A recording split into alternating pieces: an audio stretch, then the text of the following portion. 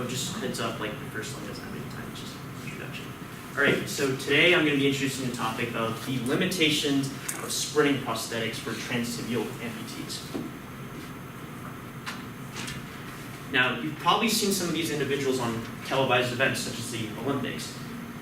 They're walking to the block, everything seems normal until you get down to the legs. What should be flesh and bone has been replaced by these weird curves. Now, what exactly are these curves? How do they work? And do they provide the wearer unfair advantage? These blades were created by a man named Van Phillips. He was an avid runner, but lost his left leg in a motorboating accident. And he sought out for his career to create a prosthetic that allowed the wearer to run and jump, something that prosthetics during that time didn't allow. And he based the design off of the cheetah leg. So in order to create the prosthetic, he had to find something that could support the stresses of running and jumping. And he utilized a material called carbon fiber. Carbon fiber is made from carbon tubes that are glued together, sort of weaved. And it's about 5 times stronger than steel and is extremely lightweight. So it's perfect for holding up to the stresses of running and jumping. It's frequently used in the aeronautics industries and also in automotives. And so he created the final product, which became the cheetah leg.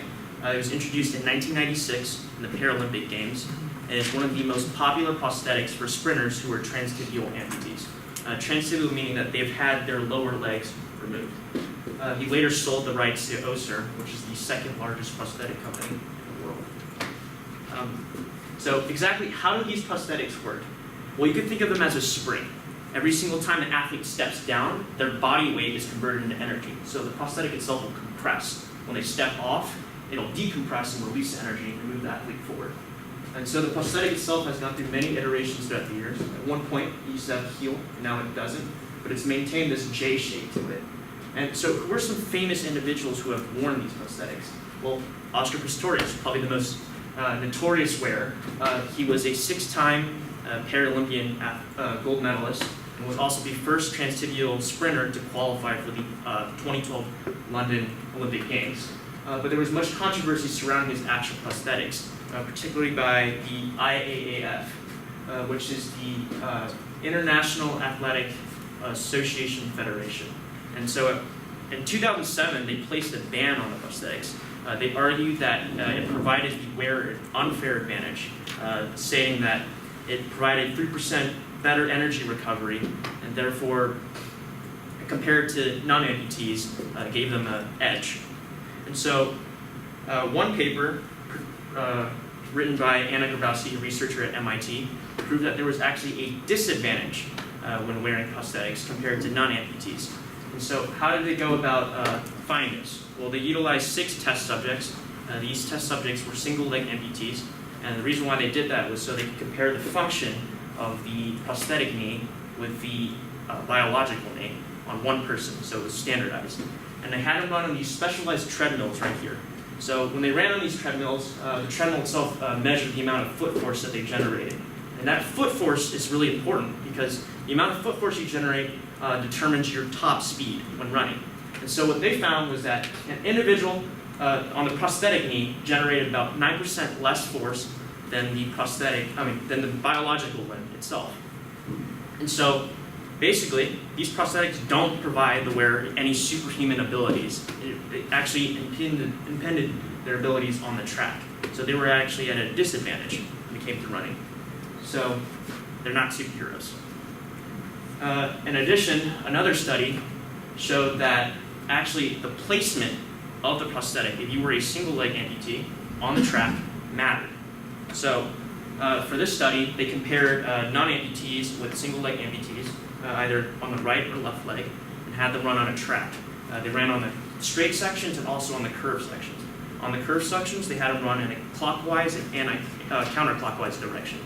And so what they found was that if your prosthetic faced the inward curve of the track itself, you were at a disadvantage. You ran about 4% slower than if your prosthetic faced the outward curve. And so what does this mean? So, in competitions, all sprinting competitions are ran in a counterclockwise direction. And so if your effective limb is on the left side, compared to the right side, you actually ran slower. And so it serves as an unfair advantage over your single leg amputee, since all your races are ran in a counterclockwise direction.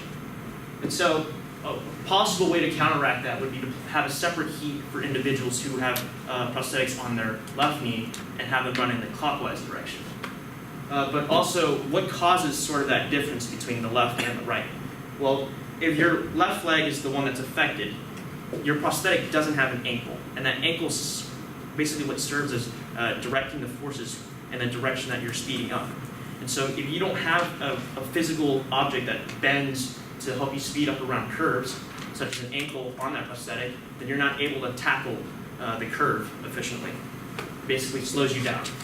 And so what's being done to address the problems of these prosthetics? Well, it's important to take into account the different running phases. So you have the stance phase. Your initial contact is basically where your leg flexes, your foot hits the ground. Your mid-stance, all your body weight is supported on a single leg. And you have a takeoff where your leg straightens out and pushes you forward.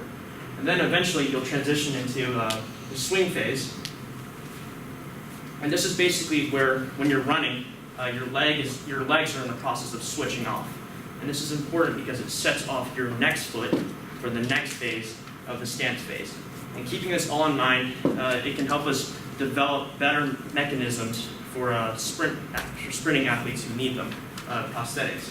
Particularly, Oster has been developing joints that sort of take into account these the running phases, particularly the mid-stance phase. And this is where all your body weight is on a single leg, which provides a huge amount of stress on your hip flexors. And if you don't have proper muscles below because you're an amputee, it provides even more stress on your hips.